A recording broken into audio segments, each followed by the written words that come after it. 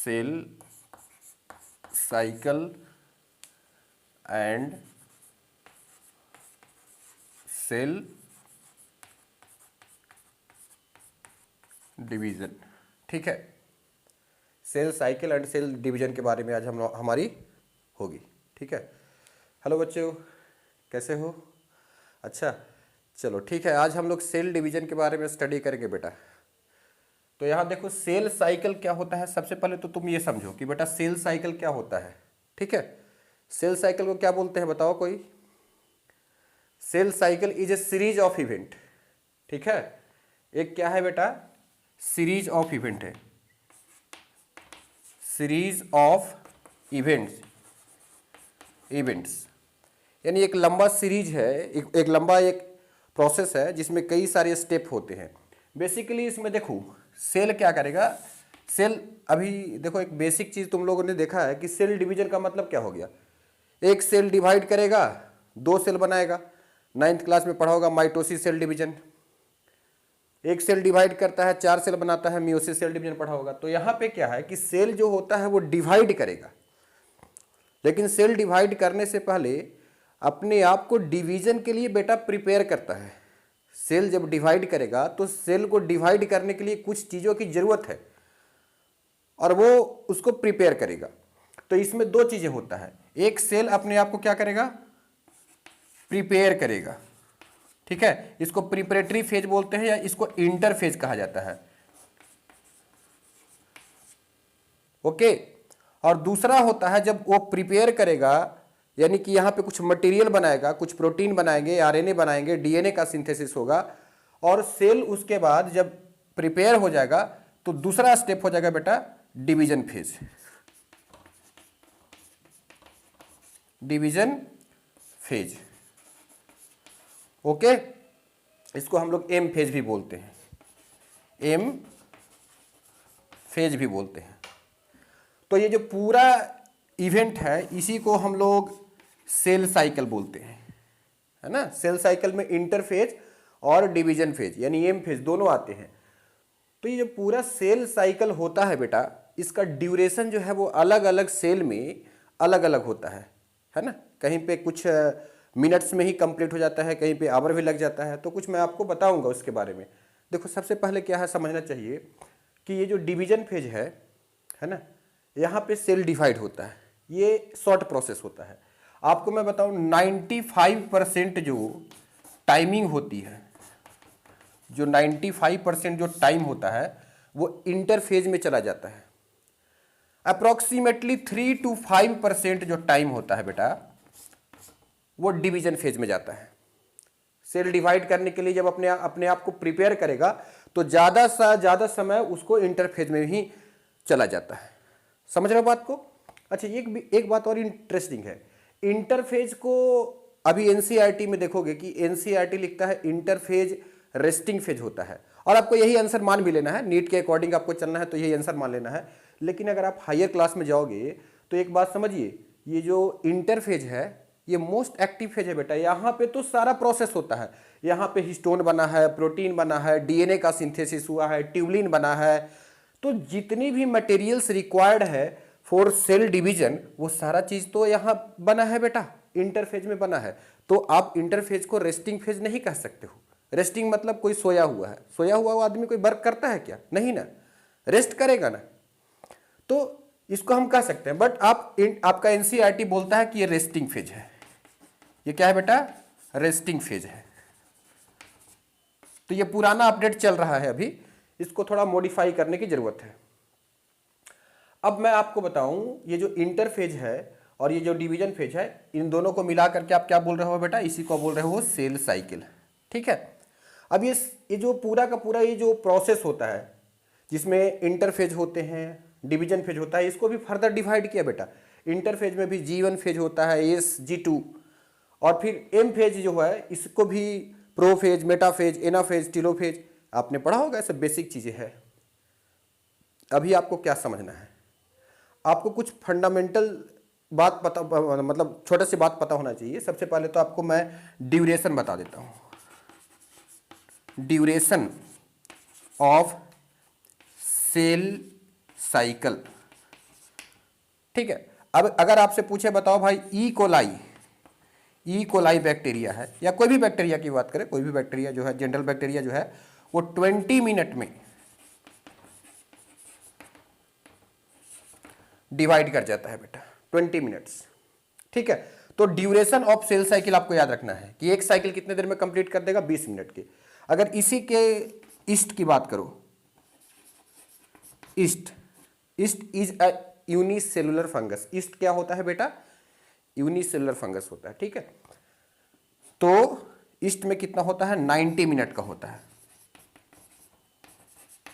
ठीक है, अच्छा उसके बाद ह्यूमन सेल की बात करो, ह्यूमन सेल में अगर बात करो तो ह्यूमन का सेल जो होता है, अब अगर ह्यूमन का लीवर सेल देखोगे तो उसमें आप देखोगे कि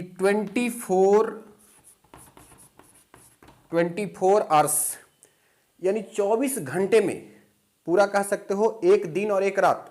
ठीक है बेटा, 24 घंटे जो होता है ह्यूमन सेल को डिवाइड करने में टाइम लग जाता है। अच्छा, ह्यूमन सेल के लिए आपको क्या याद रखना है, दो बातें एनसीईआरटी ने देकर के रखा है, वो आपको याद रखना है। ह्यूमन सेल जो होता है उसमें 23 आवर्स का टाइम जो है वो कहां चला जाता है बेटा, इंटरफेज में। ठीक है, शॉर्ट फॉर्म में लिख दिया आईपी, इंटरफेज में 23 आवर चला जाएगा। यह सवाल पूछा जा सकता है एग्जाम में। दूसरी बात, जो डिवीजन फेज बचा उसमें 1 आवर जाता है, यानी 1 आवर्स कहां चला गया, एम फेज में। तो ये बातें आपको पता होना चाहिए। ठीक है, और भी कुछ जैसे कि आप और भी कुछ याद कर सकते हो, जैसे कि विसिया फावा हो गया, फावा जिसको ब्रॉड बीन बोला जाता है, इसमें 31 आवर्स होता है, 31 आवर्स। इसको तोड़ोगे, ब्रेक करोगे तो 12 घंटा बेटा जाएगा जीवन में, और एस में जाएगा 6 आवर्स, है ना, और G2 में जाएगा कितना, अगेन 12 घंटा G2 में जाएगा। ठीक है, तो 12 दूना 24 और 36, ये हो गया, और 1 घंटा जो होता है बेटा वो ये डिवीजन फेज में चला जाता है। ठीक है, यानी कि यहाँ पे 30 घंटे आपका चला जाएगा कहाँ पे, इंटरफेज में, आईपी में। ठीक है, और 1 आवर्स कहाँ पे चला जाएगा, डिवीजन फेज में। तो लेकिन ये आपको एनसीईआरटी में नहीं दिया गया, एग्जाम में नहीं पूछा जा सकता है, आपको ये वाला पॉइंट आपको याद रखना है। ठीक है, ये चीज़ विसिया फावा में 31 आवर का होता है, जिसमें 30 घंटा चला जाता है आपका इंटरफेज में, और अप्रॉक्सीमेटली 1 आवर्स डिवीजन फेज में। तो ये पूरी कहानी आप समझ रहे हो बेटा, ये पूरा कहानी आप समझिए, ये पूरी चीज़ों को हम लोग सेल साइकिल बोलते हैं। अब इस सेल साइकिल को थोड़ा सा और मैं क्लियरिफाई कर देता हूँ आपको। ठीक है, सबसे पहले मैं आपको इंटरफेज के बारे में बताता हूँ। अच्छा, यहाँ पे जो डिवीजन फेज है ना बच्चों, ये डिवीजन फेज में 2 चीज़ें होती है। सेल डिवाइड करता है तो सेल में डिवीजन फेज में 2 चीज़ें होती है। एक होता है बेटा कैरियोकाइनेसिस, ये क्या होता है, कैरियोकाइनेसिस। ठीक है बेटा, जब भी बायोलॉजी पढ़ो तो एक बात फंडामेंटल चीज़ याद रखो, जहाँ पे वर्ड आ गया कैरियो, इसका मतलब होता है समथिंग रिलेटेड टू न्यूक्लियस। तो कैरियो मतलब हो गया न्यूक्लियस, और काइनेसिस मतलब हो गया बेटा डिवीजन, यानी ये एक किसका हो गया बेटा, न्यूक्लियस डिवीजन हो गया, न्यूक्लियस डिवाइड कर जाएगा। तो सेल डिवीजन के समय में पहले कौन डिवाइड करता है बच्चों, न्यूक्लियस का डिवीजन होता है। उसके बाद दूसरा आ गया साइटोकाइनेसिस। साइटोकाइनेसिस का मतलब क्या होता है, डिवीजन ऑफ साइटोप्लाज्म। साइटो मतलब साइटोप्लाज्म हो गया, काइनेसिस मतलब डिवीजन। तो ये क्या हो गया, साइटोप्लाज्म का डिवीजन हो जाएगा। ठीक है, ये साइटोप्लाज्म का डिवीजन हो जाएगा। ये बात आपको फंडामेंटल पता होना चाहिए। ठीक है, अब हम सबसे पहले इंटरफेज को थोड़ा सा डिटेल में देखते हैं। इसके G1, S और G2 फेज होते हैं ये। तो आइए जरा हम सेल डिवीजन को थोड़ा सा एक फ्लो चार्ट के रूप में समझें कि कैसे है हमारा सेल डिवीजन, अच्छे से समझते हैं।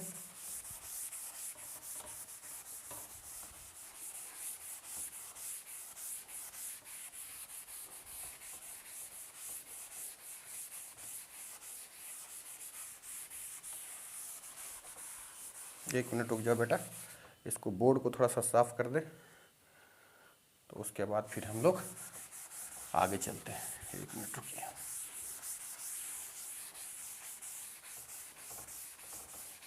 देखो सबसे पहले क्या करना है बच्चों, सबसे पहले क्या करना है उसको देखो। आपको ये जो सेल साइकिल है इसमें मैंने बताया दो पार्ट होते हैं। एक हो गया आपका जाकर के इंटरफेज, इंटरफेज है ना, दूसरा हो गया डिवीजन फेज, है ना।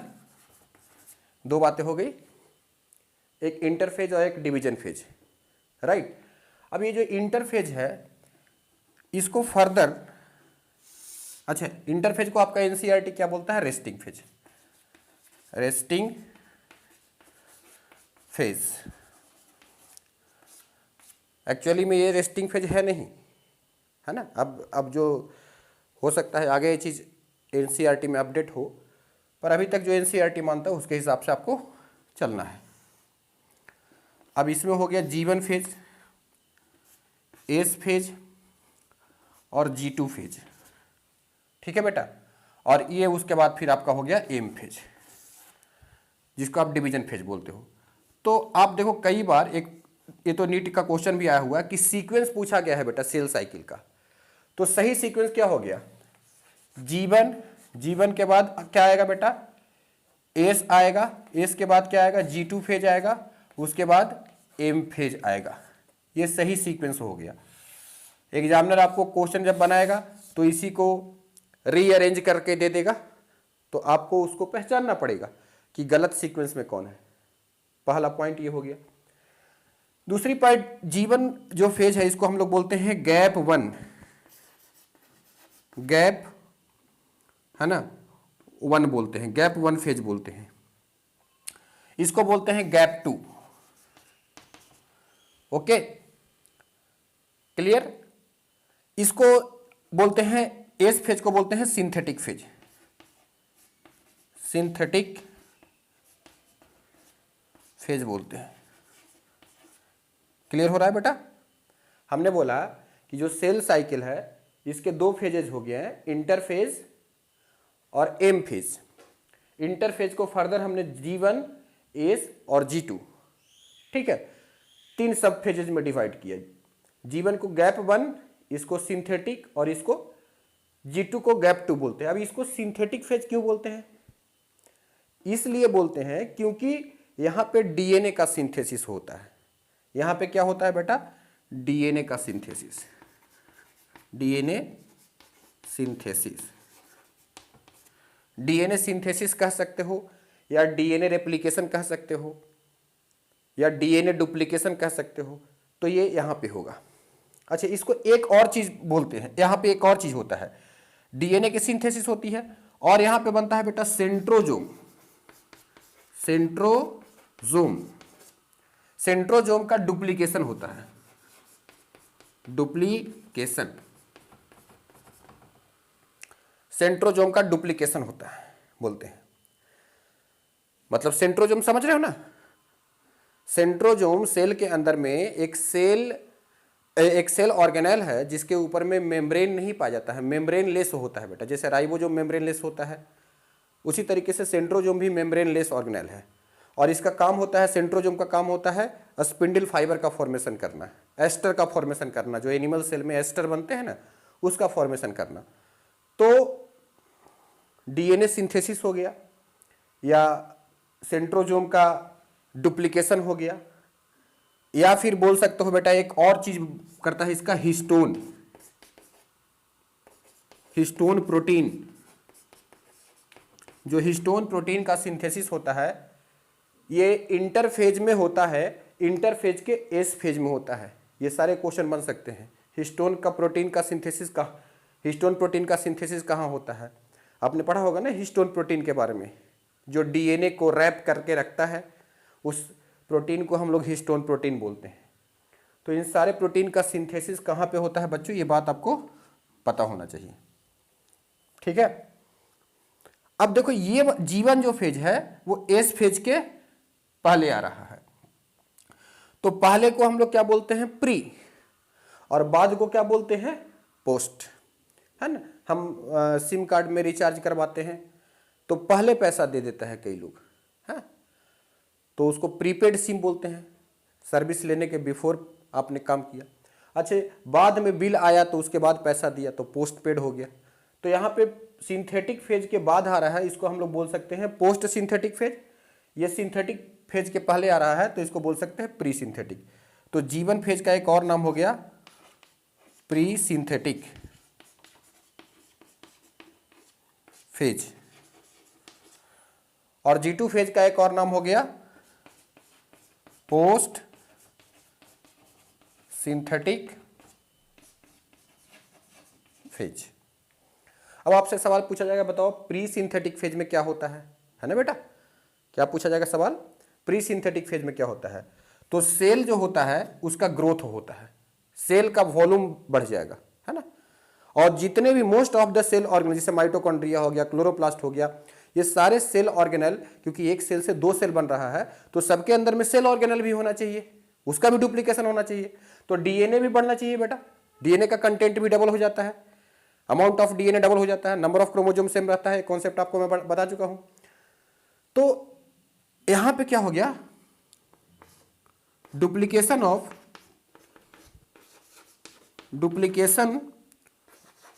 मोस्ट ऑफ सेल ऑर्गेनल, ठीक है, most of the cell organelle है उसका डुप्लीकेशन हो जाएगा, ओके। और बेटा क्या हो जाएगा, सेल का ग्रोथ हो जाएगा, maximum growth of cell, cell का सबसे ज्यादा ग्रोथ इसी फेज में होता है। और बेटा क्या होगा, यहां पे कुछ आरएनए बनेंगे, कुछ एंजाइम्स बनेंगे, है ना, प्रोटीन्स बनेंगे। जितने भी डीएनए को रेप्लिकेशन करने के लिए आप जानते हो प्राइमर्स की जरूरत होती है, बहुत सारे एंजाइम्स की जरूरत होती है, तो वो सारा चीज कहां पे बनेगा, डीएनए पॉलीमरेज हो गया, लाइगेज हो गया, प्राइमरेज हो गया, तो ये सब चीजें बनेगी यहां पे, ओके। अच्छा, G2 फेज में एक इंपॉर्टेंट प्रोटीन बनता है जिसको हम लोग बोलते हैं ट्यूबुलिन। ये ट्यूबुलिन प्रोटीन स्पिंडल फाइबर बनाने में बहुत बड़ा रोल प्ले करता है, ठीक है। तो ये जो कुछ इंपॉर्टेंट पॉइंट मैंने जो लिखा बेटा, इसको ध्यान रखिए, ठीक है। ये पूरी प्रोसेस होने में अगर ह्यूमन सेल की बात किया जाए तो एनसीईआरटी बोलता है कि 23 आवर्स का टाइम लग जाता है बेटा, 23 घंटे 23 आवर्स का टाइम ये लग जाता है। 1 घंटे में डिवीजन फेज होता है। अब जो डिवीजन फेज है इसको भी फर्दर डिवाइड किया गया है 4 फेज में, ठीक है। क्या क्या होता है, प्रोफेज, दूसरा हो गया आपका जाकर के मेटाफेज, फिर हो गया बेटा एनाफेज, और फिर हो गया टीलोफेज। समझ रहे हो बात को। तो इनका भी फर्दर डिवीजन हुआ प्रोफेज, मेटाफेज, एनाफेज और टीलोफेज में। तो इतनी बात आपको समझ में आ गई होगी। पहले मैंने बोला इंटरफेज, डिवीजन फेज, 2 फेज हुआ। इसमें sequence G1 S G2 sequence continue रहेगा, G1 S G2 M। M में क्या सीक्वेंस रहेगा, प्रोफेज, मेटाफेज, एनाफेज, टीलोफेज, ठीक है। इसको हमने प्री सिंथेटिक फेज बोला, इसको सिंथेटिक बोला, इसको पोस्ट सिंथेटिक बोला। गैप 1 और गैप 2, यहाँ पे डीएनए का सिंथेसिस होता है, सेंट्रियोल का डुप्लीकेशन होता है, हिस्टोन का सिंथेसिस होता है। यहाँ पे सेल का ग्रोथ होता है, मैक्सिमम ग्रोथ होता है, आरएनए बनते हैं, प्रोटीन्स एंजाइम्स का फॉर्मेशन होता है जो डीएनए रेप्लिकेशन के लिए चाहिए, और उसके बाद फिर duplication of most of the क्या होता है, जो सेल ऑर्गेनेल होते हैं, माइटोकॉन्ड्रिया, क्लोरोप्लास्ट हो गए, ठीक है, उसके बाद जितने भी प्लास्टिड्स हो गए और भी, है ना, तो गोल्गी हो गया, इस सब का डुप्लीकेशन यहीं पे होता है। एक सेंट्रोजोम ऐसा है, सेंट्रोजोम बोले या सेंट्रियोल बोले, 2 सेंट्रियोल मिल जाता है तो एक सेंट्रोजोम बन जाता है। तो सेंट्रोजोम बोले या सेंट्रियोल बोले, ये कहां पे डुप्लीकेट करेगा, एस फेज में। ये एनिमल के सेल में होता है बेटा, प्लांट के सेल में नहीं होता है सेंट्रियोल, ये बात आपको पता होना चाहिए। तो ये पूरी आपको एक तो समझ में आ गया होगा ब्रीफ में कि ये है क्या चीजें। अब ये इंटरफेज कंप्लीट हुआ, अब एक्चुअल जो हम लोग चलेंगे वो डिवीजन फेज पे चलेंगे। तो डिवीजन फेज में क्या होगा, प्रोफेज की बात किया जाएगा। अब प्रोफेज में मैं आपको बताऊं, प्रोफेज का भी फर्दर आप देखो तो यहां में होता है बेटा अर्ली प्रोफेज, शॉर्ट में मैं लिख दे रहा हूं, यहां पे होगा अर्ली प्रोफेज और मिडिल प्रोफेज फेज भी होता है, लेकिन आपका एनसीईआरटी में मेंशन नहीं किया गया, उस पर फोकस नहीं करते हैं हम। और एक होता है लेट प्रोफेज, समझे बेटा, एक हो गया अर्ली प्रोफेज और एक हो गया लेट प्रोफेज।